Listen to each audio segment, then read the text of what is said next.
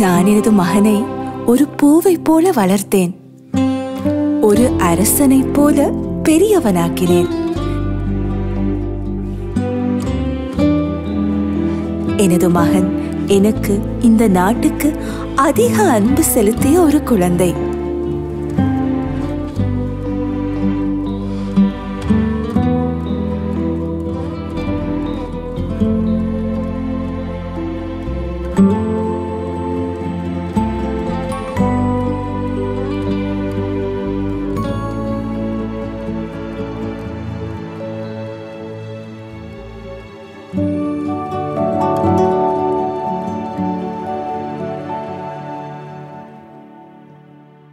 ஆனால் அந்த மகன் எனக்கு இப்போது இல்லை. இருக்கின்றான். அவன் மாறிவிட்டான். அவன் எங்களிடமிருந்து விலகிவிட்டான். எனது மகன் தனியாகிவிட்டான்.